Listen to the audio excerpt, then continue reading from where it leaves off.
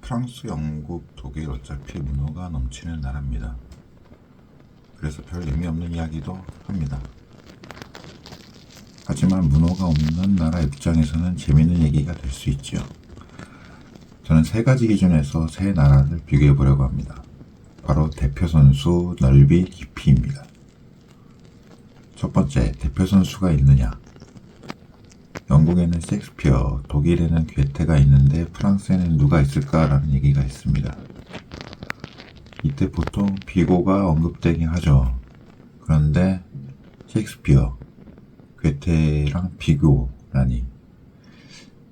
물론 비고도 훌륭한 작가지만 셰익스피어, 괴테에 비하면 많이 부족하지 않나요?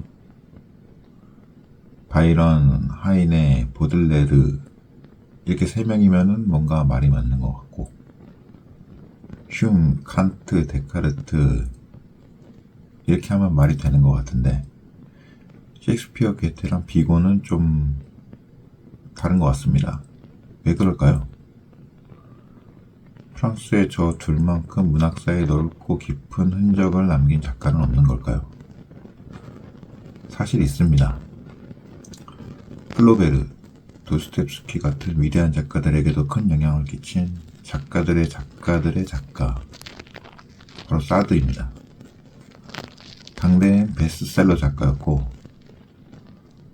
이후 어둠 속에 묻힌 채로 몇몇 선각자들에게만 읽히다가 20세기의 수많은 작가와 철학자들에 의해 복권된 뭔가 볼드모트 같은 문호라는 점에서 더 프랑스적인 작가이기도 합니다. 악덕의 번영을 읽어보면 그 에피소드들이 보여주는 그 이야기꾼으로서의 상상력 엄청나죠. 규방 철학이나 소돔 121에서 리베르탱들이 설파하는 지금 현대에 유행하고 있는 가속주의를 연상시키는 그런 철학적인 통찰력, 그리고 악몽같이 남게 되는 우리 내면의 가장 음습한 욕망을 자극하는 그런 연출들. 셰익스피어나 괴테도 한 사람의 업적이라고 믿기 힘들 만큼 많은 분야에 영향을 미쳤지만 사드처럼 불가해하지는 않습니다. 두 번째로 넓이를 한번 따져볼까요?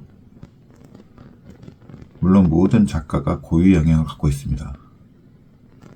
서로 영향을 주고받는 것 또한 문학사인 만큼 우리가 넓이를 얘기할 때는 각 나라의 문학적 스펙트럼 간의 교집합에 대해서 얘기해보면 좋을 것 같아요. 그래서 저는 그 교집합의 크기가 가장 큰 나라를 넓이에서 우위를 점하는 나라라고 정해보려고 합니다. 자, 그럼 이렇게 따져볼 수 있을 겁니다.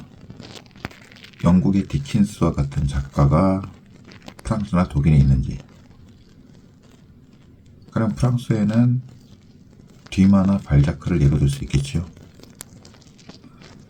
그럼 독일의 디킨스와 같은 작가라고 한다면 딱히 떠오르지 않아요.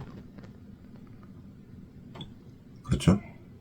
정반대 방향에서 교집합을 찾아볼까요? 독일의 토마스만이나 헤르만 헤세 같은 철학적 깊이를 추구한 작가가 영국이나 프랑스에 있는지, 그냥 프랑스는 프루스트나 까미 같은 작가를 예로 들 수 있어요. 오히려 프루스트 같은 경우는 방금 언급한 작가들 중에서 가장 깊다고도 볼 수 있죠. 그런데 영국에서는 딱히 떠오르지 않습니다. 자, 그럼 마지막으로 깊이를 얘기해 볼까요?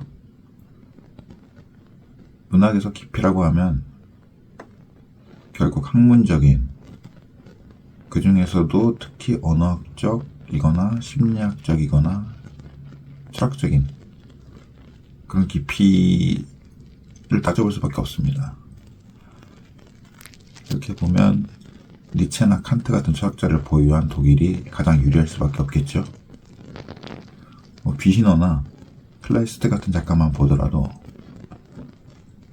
사실 대부분의 철학자들이 세상을 보는 통찰력을 넘어서 있고, 뭐 어찌됐든 독일어로 글을 쓴 독일 사람은 아니지만 카프카, 무질 같은 작가를 여기에 더한다면 더 상대가 안 될 겁니다.